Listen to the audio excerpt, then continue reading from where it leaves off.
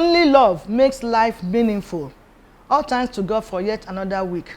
And welcome to Vivid View with Ehilise program. Hosting is Ehilise. Vivid View. Say and do it. The Wisdom Book or Holy Bible says, paraphrased now, that offense must surely come as humans, but how you manage it makes it make you either strong or weak. We are deliberating on forgiveness, a boost for love, as the topic for today. Don't go away, please, as we take this short break, and when we come back, the guests will be introduced. Vivid View. Say and do it. Welcome back. In case you are just joining us, the topic has already been introduced as forgiveness, a boost for love. Now with me in the studio to handle this topic is a clergyman. Let's make welcome Reverend Onoja Ruben Idoko. Vivid View. Say and do it. Before discussion proper, please follow us on social media handles are displayed on the screen. Reverend, you're welcome again. Okay, so without wasting time, what is your understanding on this topic? Okay, just as you have said, I'm Reverend Onoja Ruben from Methodist Church, Nigeria. So, according to the topic, forgiveness, a boost for love. Yeah, there is this saying that darkness cannot drive away darkness. Only light that can does that. So, forgiveness is a fuel that pilots love. Forgiveness is all about let it go. Let go of what? Let go of grudges and bitterness, irrespective of the level of whichever might have offended you. It is imperative for us to forgive.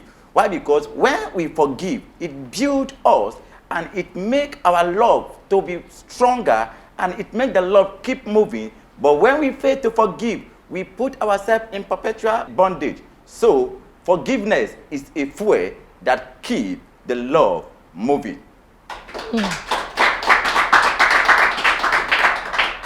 He says when you don't forgive, you keep yourself in perpetual bondage. That is very, very key. Now, based on your analysis, Reverend, should forgiveness be extended to someone who offends us and did not want to say, I'm sorry? Yes, forgiveness is not expected to be extended to someone that offended you and say sorry, nor that refuse to say sorry. Because someone might have offended you unknown to the person because of our knowledge, or the person may be so naive or so myopic to understand whether he has offended you or not. But if somebody has offended you unknown to her, and you know that somebody has already offended you, it is expedient that you, from your mind, let the person know that he has offended you, that you can forgive the person from your mind. Does not matter whether he has come to apologize or not, but forgive from your heart. You can even forgive in advance, not just when the person has already offended you, because definitely one must offend you. Because what may be good to you may not be good to others.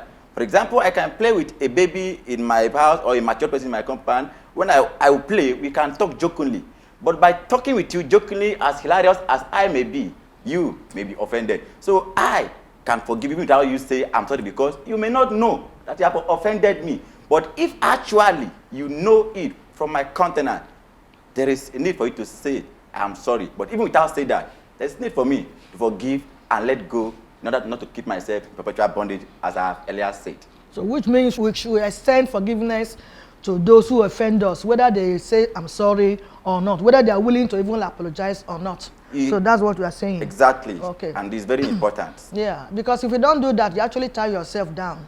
When you see somebody who offends you, especially when you do not even let the person know that what he or she did to you is wrong. There are many people like that. They will not let you know that you have said something they don't like, or they will not let you know that you do something they don't like. They'll just start keeping malice. They just start keeping away from you. And you might be wondering, what is going on? What's happening? And the person is already building up the heart that this person, I won't forgive this person. And you don't even know.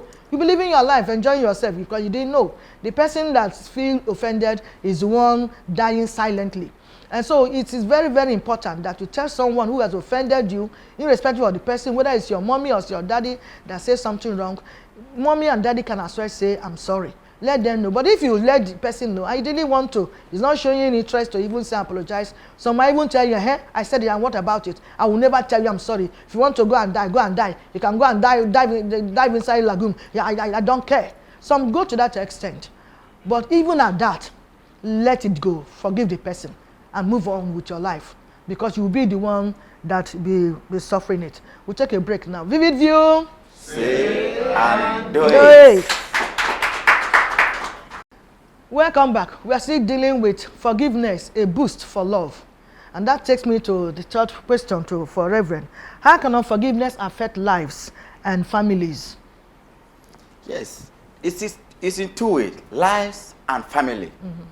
There was a story of a young man who unknowingly killed 42 people at once due to unforgiveness. It has affected a life. Why? Because someone offended him. Those people offended him, and instead of him to let go of the bitterness, he commanded a bee to come and destroy them, and 42 of them were killed. So forgiveness is very, very important, and unforgiveness really affects lives and family. Why? Because it destroys life. It takes life. It puts someone in perpetual bondage. And when it comes to the family, there was a man that had these grudges with his wife, and he failed to forgive the wife. They can only communicate through message, writing, without communicating verbally. And this man has an appointment on the following day to travel with a plane to another country. When he was at work, he said, "Darling, please keep my food on the dining table," through chat, And the woman said, "Okay." When he got to the woman, said, your food is on the dining. The woman went, the man went and ate. The next day, the man said, "Darling, good night." Still on the phone, Wake me up by 6. Good night. He said, "Good night." He said, "Please, wake me up by 6, for I have an appointment, a flight to catch by 7 o'clock. The woman said, "Okay." Then when it was 6 on the dot, you know what the man did? The woman did. The woman now test. It is 6 o'clock. Wake up. And the man didn't see that. And the man didn't see it until the man woke up at 7:45. And that was the first time he now speak to his wife. "Why can't you wake me?" I said, "But I sent you a message." That was the beginning of their communication. Having said that, forgiveness affects lives and family. Why? Because in family, it helps them it destroy them, and also it helps them to miss their opportunity. It helps them to miss opportunity. And when you keep malice without forgiving somebody, when there is danger, you will not be able to set the person free. According to a theologian from America, his name is Lewis Smithy. He said, forgiveness is the art of being fair to yourself. So if truly we want our love to grow, I'm a married man, by God's grace. I got married just a year. And I have learned a lot that forgiveness really keeps lives and families moving. Forgiveness is the fuel that keeps us moving, because definitely we can offend each other. But when you do not forgive, you are destroying life. You are destroying yourself. You are hurting yourself. But when you forgive, you free yourself from all grudges, bitterness, and you also, you know that, yes, I'm forgiving, and you'll be a happy life. Vivid View. Say and do it.